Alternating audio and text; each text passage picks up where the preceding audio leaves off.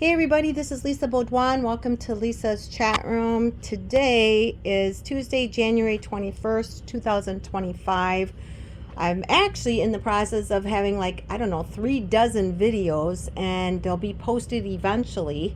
I've taped them. I just have to render them through. But today I wanted to just do a raw video going forward in the chemical awareness, starting to talk more and more about the serious issues when it comes to the chemicals being put into our clothing and into the laundry detergents that we use every single day and is going on our skin. But before I begin, I have to disclose I'm not an expert in anything. Anything I share with you, if you try it, use it, or buy it, you do so at your own risk and peril. Also, too, I'm not affiliated, endorsed, or reimbursed by any company or product that I talk about in my videos. And then finally, if you get something from this video, please like, subscribe, share with friends and family. I'll put a comment below because I do read every comment. So make sure you understand the disclosure clause here. All right. So point is, though, I'm a human being that's been on this planet for 62 years. I've seen all kinds of things going on, and I'm actually very, very concerned with the amount of chemicals that we have in our environment. It also draws into playlists that I'm going to be coming out with, one in particular called Health Management, where I'm going to show you how I'm going to lose weight, which I'm already doing, and I'm making my own program because I'm kind of tired of listening to experts. I have enough experience in career and also to processing ability as far as problem solving that I can create my own health management program, and I'm going to share that with you. So this sort of ties in with that as far as what I call the invaders. The invaders that can come into your body are basically bacteria, viruses, prions, fungal infections, parasites, and then we have the other invaders that really I didn't study too much about when I was younger, and these are your toxins, which are your plastics, your VOCs, and your metals. And so I will be talking more and more about those. If you have followed me at all, you'll know that I have a neighbor that's in the back, and actually the back is right over here, his garage right there, and he sanded that down. 2 walls one year and it all came into my yard. 2 walls the next year, all came into my yard. Part of his house, all came into my yard because the lake's over there. So everything's blowing this way. And he dumped at least, I would guesstimate, about 10 to 15 gallons of sawdust, paint sawdust, that's full of VOCs. And also, too, when I tested it, I got testers from the Racine City Health Department, and they gave me 4 testers, and 2 tested positive. And I've shown you that before, and you can see that in my videos about lead. So I understand quite a bit about lead, and as I move forward, I'm actually going to talk about the ways to try to get it out of your home, how to remove it from your home, from your body, things like that. And as I move forward, that's going to be a topic of conversation. The one argument he had that he told, I don't know who it was, but he had said, well, there's no lead in this paint. Well, I don't give a damn. If you look at the back of a paint can, first of all, it says, do not ingest, do not breathe in, and I'm breathing it in and drinking it basically every day for months. So luckily I found a way to get it out of my home, and I'm okay. But that is an invasion of my home, and that's how I consider that. And understanding and dissecting and clustering out all these invaders really does help you to try to protect yourself. So the protection I'm talking about today is the chemicals, the VOCs, but also chemicals that are coming in, and they're coming in through clothing, which the clothing is coming from overseas, at least the ones I'm talking about. Now, it's maybe not all the time, but for me, it has been, my opinion, 100%. Every single piece of clothing that I bought from overseas has some type of chemical in it that I'm sensitive to. Now, for me, I am sensitive to things like formaldehyde, EDTA, and dimethicone, which is a really bad monster for me. Horrible. And dimethicone is found in cosmetics. It's found in furniture polish. And do your research on dimethicone. It is highly bad, but yet they pass it because it's low level amounts that you put on your skin. And what dimethicone does is it's a silicone based chemical that's mixed with other crap, and it will smooth on your skin and make your skin look smooth, but it's toxin. But according to what I've read, because it doesn't go into the skin, you're okay. but it's really bad for the environment. So for me, one of the number one things I do, the consumer Q&As, first thing I ask myself is it good for the environment? Will it break down in the environment? If it doesn't, I'm not going to buy it. So that's the first thing. The other thing is when you talk about laundry soaps and things like that, each ingredient is formed into a cluster of purpose. So when you're looking at a laundry soap, you're looking for the chemicals that are the actual purpose of that product. What are the cleaning chemicals, the cleaning ingredients? Because I really classify ingredients in the product that those are chemicals, but now I call them ingredients because they're within a product. They're a recipe. So what is that ingredient base, those clusters of ingredients? Because you're going to have ingredient clusters of purpose, and preservatives are the next. Something to preserve the product so it can maintain its stability and also not degrade. If you ever have worked with distilled vinegar and baking soda, you pour the baking soda into a container and you put some distilled vinegar in there, it's going to really have a reaction, right? Well, that is because one is alkaline and the other is acidic, which is the vinegar, and there is a reaction going on. It's event driven with carbon dioxide that is being released. It's the same thing when you use a little bit of baking soda into your recipe, but you're only using a tiny bit. So the first thing I want to say too is, before I forget, is personally, I would not make washing soda out of baking soda. I've done it. I'm going to make a video on it. The process is dangerous. People don't realize how dangerous it is. And when it comes right down to it, once you've baked all that extra stuff out of the baking soda, the volume that you get is about the same as the washing soda. And really, it's only like 2 to 3 cents per ounce difference in the box. So why bother with all the danger of it? Because washing soda, baking soda, these things are chemicals and they are highly caustic to the body if there's too much involved. We'll get into that in other videos, but I just wanted to mention that. I'm working on that. I'm also doing some research on baking soda, washing soda, and borax. I rarely use borax anymore. It is highly caustic. So what I'm getting at here is, first of all, with the washing soaps, there's some highly caustic ingredients in those washing soaps. So one of the concerns I have, and I'm going to broach back in and out, so just follow with me and listen to me, because I know I'm flying all over the place, but I just want to get this out there. I have watched my grandkids quite a bit in the past few months. They come over 2 to 3 times a week, and they're just the most amazing kids. I just love the heck out of them. And their parents are wonderful too, don't get me wrong. And they're very well aware of chemical situations, but it's very difficult for them. They are working parents, and they have children, and those children are constantly sick because of issues with the school. You know, the kids go to school, they come home, and they're just sick. I really have not seen those kids not sick in the past couple months because they've been in school. I had pneumonia in November from them, and I'm better now. But my point is what is bothering me the most is the concentration of the laundry soap. So let me explain.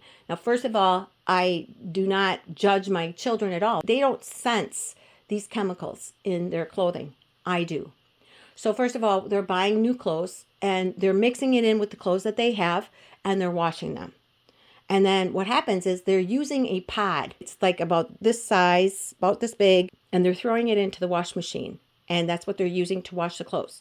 So first of all, what's happening is that pod is getting trapped within the clothing. When I smell this clothes, like for instance, this might smell okay, but this is really concentrated with that chemical from that pod. And if you ever read the back of a pod box, and actually I encourage you to do that right now if you have pods, read the back of the pod box. If you puncture that pod, you can cause burns on your skin.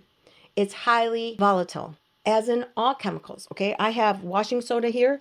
This is highly volatile. I have baking soda. This is highly volatile. They're all highly volatile, and they're all event driven. So your pod, what happens is they are taking chemicals that once they hit the water, they're going to cause a reaction to help dissolve the dirt out of the clothing. But they are also got different ingredients in them that create a cluster group of other things. For example, there's preservatives.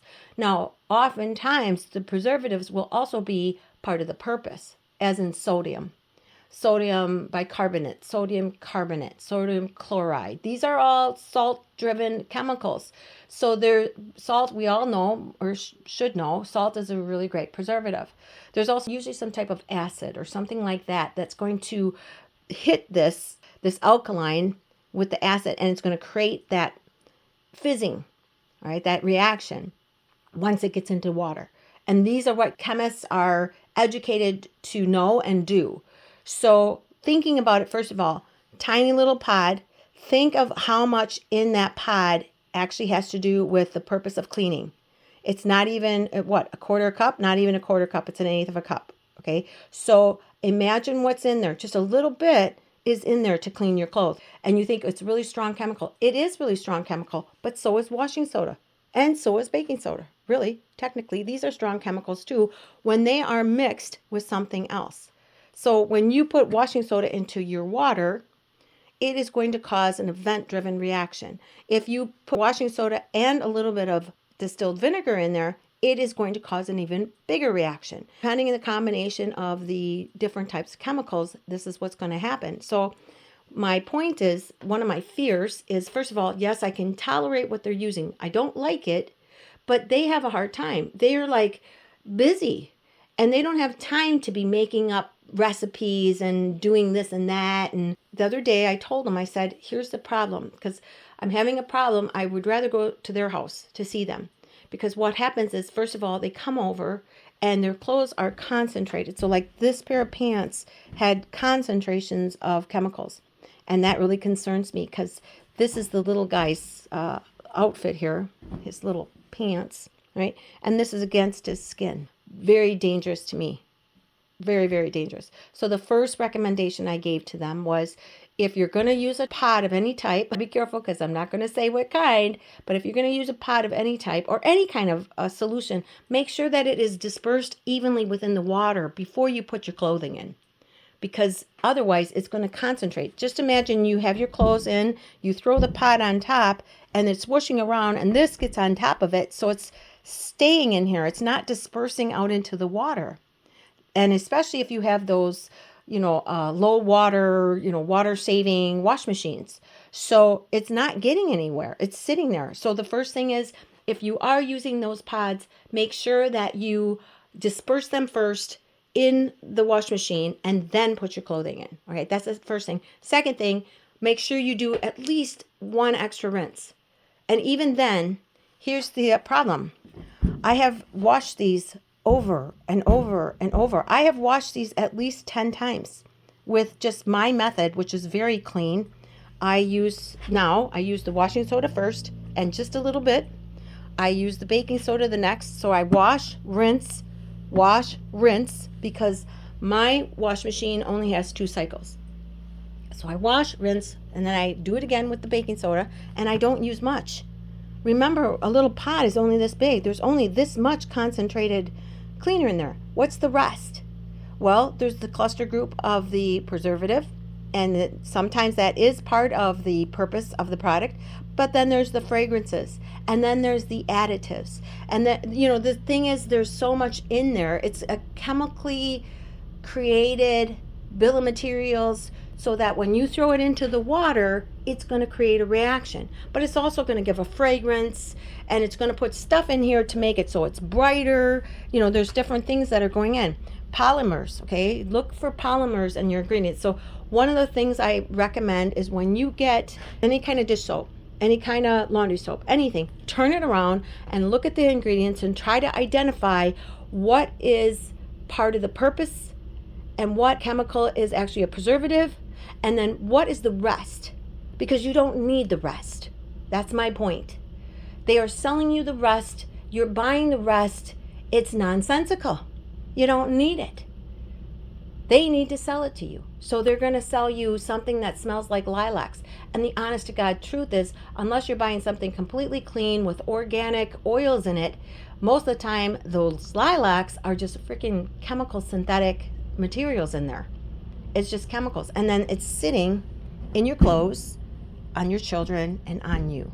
So that's the first thing I wanted to mention here. The other thing I want to mention is, I talked to my kids. I said, I would rather come to your house, because what I have to go through after your kids leave, the cleaning process, because the other part is the brand new clothing. And kids are growing constantly. They have new hats, they have new coats, especially socks. They buy brand new socks, and it's so hard to get those chemicals, residues of preservatives, of formaldehyde, and all the chemicals they're putting into the clothing out. So I talked to the kids and I said, here's the thing, I can't do it anymore. It's exhausting me. I have to sit and do so much once they leave, because I never know. And either that, or I have to have them take a shower and change into the clothes that I have for them that I know is clean. Otherwise, for example, the little guy came over with a hat on. The hat was brand new. He sat on my couch. He laid on the pillow. He was all over the place. And once he left, guess what? It was all over the place. So I have to clean and clean and clean. And, I told the kids, I said, don't look at it as a bad thing. My chemical sensitivities are actually really a great detector for finding this for now. Okay, eventually they're going to go away. I know this, and I will put videos out there, but I am still going to follow this plan. So I talked to my son a couple days ago, and I said, here's the thing. In order to do this right, you're going to have a second wash machine. You can buy a used wash machine. They're pretty darn cheap. I think I spent $250 on this wash machine. I bought it 2 years ago, had it delivered for another $50. I have all these little these little valve things on here, another $20. It's the best investment ever, because what I can do is I can pre-treat clothing, and I have two. I didn't mean to do that, but that's how it happened, because I bought that one first and I bought that as a secondary. Well, then eventually I could afford this. So, but I told him, listen, you're going to have to get another wash machine, because then you can treat that new clothes in that separate wash machine. It's impossible for them to put it into a bucket and treat it and work on it. They're too busy. And so I talked to him the other day about it, and I said, listen, until you do that, I would just prefer to come to your house, unless, the weather's really, really bad, and then the kids can come over, but they're going to have to take showers, because I just can't keep doing this. And the other thing about it is, did find a medication. Well, it's a homeopathic. I use vitamin C and quercetin, and I don't use much. Say I use 1/4 teaspoon when they are over. I use 1/4 teaspoon if I have to go to the doctor's office. For example, when I go to the doctor's office, what happens is I literally have to come home and change my clothes. Just like when I go to their house, I change my clothes. I put it in a special vat. This one back here. I put it in that one so that I know that it's potentially got stuff on it. This vat is for my house clothes that I know don't have anything on it. So, and I have to vacuum that stuff off. Then I spritz it with the distilled vinegar, throw it into the wash machine, let it sit for a little while, because what the distilled vinegar is doing is it's acid. Hairspray, you put hairspray in your hair. Well, what do you think that is? And so what happens is, if you don't wash that out of your hair, it just basically sticks in your hair, right? That's the point of it. And if you never wash your hair and try to get it out, it's just going to crumble. And that's what happens to the stuff that's in your clothes when you buy your new clothes. So by putting acid on it, spritzing it with a spritz bottle. So that's what this is about.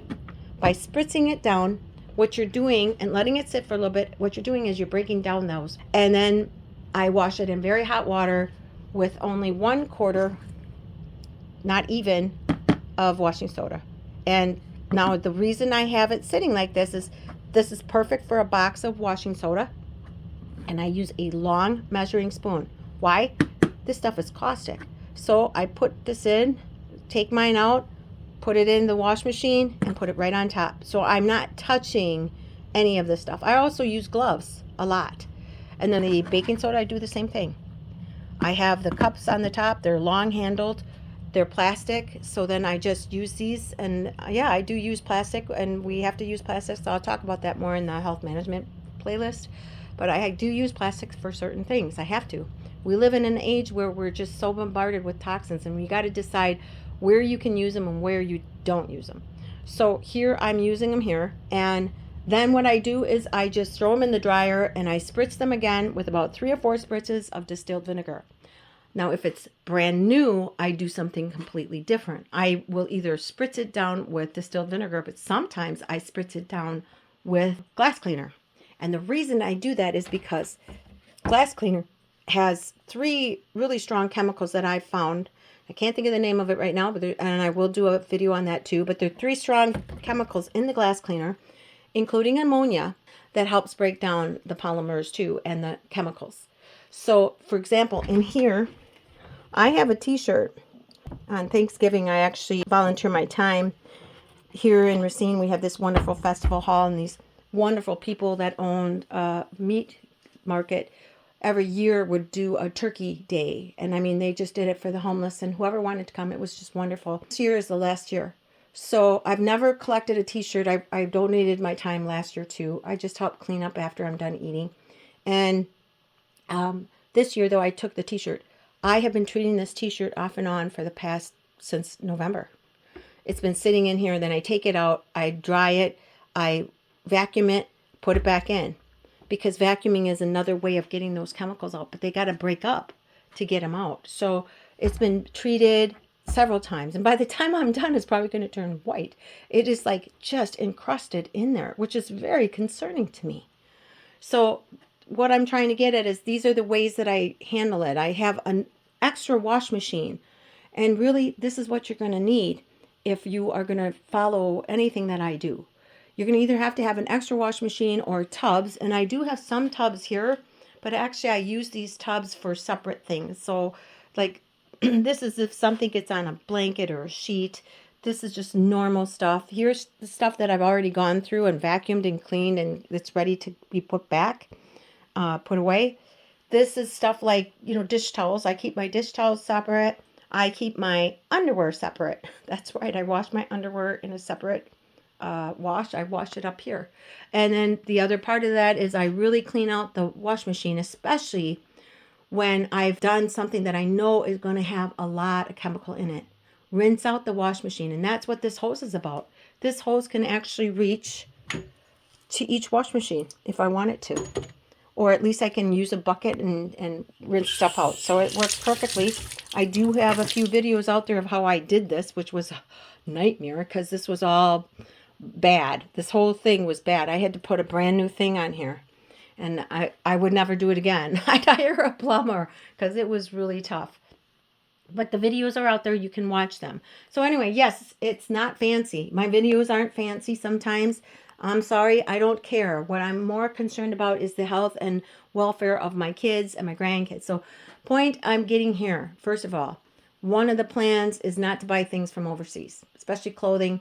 If you're going to buy something, try to buy things that are hypoallergenic. I bought some hypoallergenic pillows the other day, nothing in them. I also buy hypoallergenic thread because it's in the threads. It's in the socks. It's in scarves. Anything coming from overseas. Why? Probably because it's coming on a ship. It's coming over water. It can get moisture on it. It can build up residue and it can build up mold. So that's probably the main reason why. That's the supposition anyway. All right. So, but instead, I'm going to buy things from down south or even better yet, from the United States. That's my point. That's where I'm going to look for things. But if you have to buy something, try to buy it hypoallergenic. Also, to get yourself a secondhand wash machine. You can pick them up pretty cheap. And here's the thing. I've had this now for about 2 years. It cost me $2.50. I haven't had to do anything with it. And the nice thing about these older wash machines is you can soak stuff. But also, too, they're simply built. So I could literally change out the timer on this one. Or, I know how to do this. I actually fixed that one. I fixed the filter pump on that one myself. So, I learned, YouTube is a wonderful thing. Going out there and just researching things is a wonderful thing. Going on the internet and checking things out. People share how to fix things. So dryer, yeah, I could probably fix that as well. I'm getting pretty good at those things and I don't mind it. I would like to hire people, but I can't. I don't have the money. The point is, getting back to all this, getting an extra washer is the most important thing. And then making that mindful plan, you're going to treat your brand new clothes always in that washer alone, or at least clean it out once it's done, right? If you can't get the washer, you're going to have to do your clothes, put it all, new clothes, into a vat. And then I would not spray it with distilled vinegar till you're ready to wash it. And I would just spray it with the distilled vinegar and then just put it in, in the wash machine, let it sit overnight, and then wash it. And that's what I'm doing with this. I just conditioned them, and now I've just washed them. Now I wash them with just a little bit of water. And then what I'll do is when I rinse them, I'll rinse them with a lot more water so that they rinse clean. And then I wash them with a little bit of water, and then I rinse, and back and forth as we go. So that's probably about it. I've talked your ear off. I've talked enough for today, but I really just wanted to share this with you. And no, it's not perfect. I don't care. The context is good. I hope you get something from it. So if you do, please give it a like. If not, it's okay. People are watching them. That's the most important thing. People are finally becoming aware of this issue. And there's a lot of people that are suffering from these allergies. So please keep in mind that these people that are suffering are also having issues. At least, if anything, rinse your clothes out really good. Make sure those PODS or whatever you're using is dispersed 100%. And remember, whatever you're putting in that wash machine water, that stuff, a lot of it's going to stay on your clothes and it's going to be against your skin. So that's it for this video. Please like, subscribe, share with friends and family, drop a comment, and as always, please stay safe and stay healthy. And I will see you again next time here in Lisa's chat room.